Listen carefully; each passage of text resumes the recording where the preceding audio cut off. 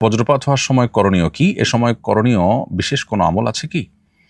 বজ্রপাতে প্রায় সময় আমরা শুনতে পাই অনেক মানুষের প্রাণহানি ঘটে, অনেক বিপদের কথা আমরা শুনতে পাই, অনেক দুর্ঘটনার কথা আমরা শুনতে পাই। বজ্রপাতের সময় একজন ইমানদারের দুটি করণীয়ের কথা আমরা বলব। প্রথম করণীয় হলো সর্বোচ্চ সতর্ক থাকা, যাতে করে তিনি কোনো বিপদের মুখোমুখি না হন, আকস্মিক মৃত্যুর মুখোমুখি যেন না হন।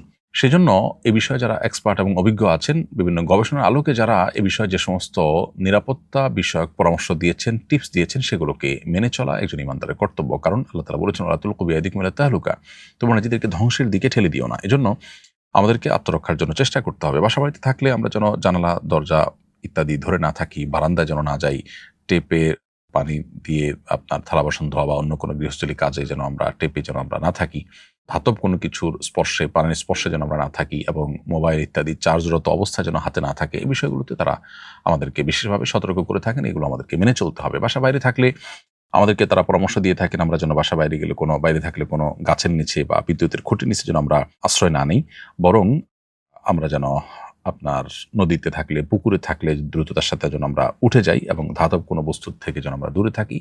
আর সাধারণ অবস্থায় থাকলে যদি কোথাও ছাদের নিচে বা গাড়িতে আশ্রয় নেওয়ার সুযোগ থাকে সেটি নেওয়া, আর যদি না নেওয়ার সুযোগ থাকে তাহলে সেক্ষেত্রে বসে গিয়ে কানে আঙ্গুল দিয়ে থাকার জন্য তারা পরামর্শ দিয়ে থাকেন। তো এই জাতীয় যে সমস্ত পরামর্শগুলো দিয়ে থাকেন সংশ্লিষ্ট বিষয় এক্সপার্টরা, সেগুলো মেনে চলতে হবে নিজেকে রক্ষা করবার প্রয়োজনে।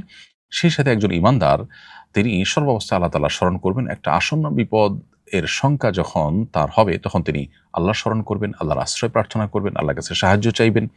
এবং যে কোনো মুহূর্তে ইমানদার তার মৃত্যু যেতে হতে পারে। অতএব আল্লাহর কাছে ইমানদার অবস্থায় মৃত্যুবরণ করার ব্যাপারে আমাদের সব সময় মানসিকভাবে প্রস্তুতি থাকবে। সেটা তো সাধারণ অবস্থার জন্য প্রযোজ্য। অতএব এই অবস্থা বিশেষভাবে আল্লাহর কাছে আশ্রয় চাইতে হবে। আল্লাহ যেন রক্ষা করেন, কোনো বিপদ যেন না দেন, আল্লাহ যেন হেফাজত করেন। ইমানদার আল্লাহর কাছে দোয়া করলে, আল্লাহর প্রতি মনোনিবেশ করলে, একদিকে সেটি আল্লাহ তাআলা কাছ থেকে সাহায্য পাওয়ার জন্য বিশেষ কারণ হবে। দ্বিতীয়ত তার মনোবলকে আল্লাহ তাআলা বাড়িয়ে দিবেন এবং তার সাহস বাড়বে।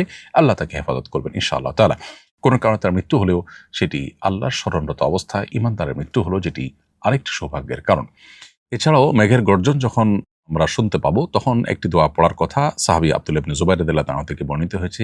ইমাম বুখারী রাহিমাহুল্লাহ আল আদাবুল মুফরাদে এটি উল্লেখ করেছেন। তিনি মূলত একটি তাসবিহ, আল্লাহর পবিত্রতা জ্ঞাপন করতেন। যখন মেঘের গর্জন শোনা যেত, অন্য কথাবার্তা বন্ধ করে আল্লাহর দিকে মনোনিবেশ করে তিনি বলতেন, সুবহানাল্লাযী ইউসাব্বিহুর রা'দু বিহামদিহি ওয়াল মালাইকাতু মিন খিফাতিহি।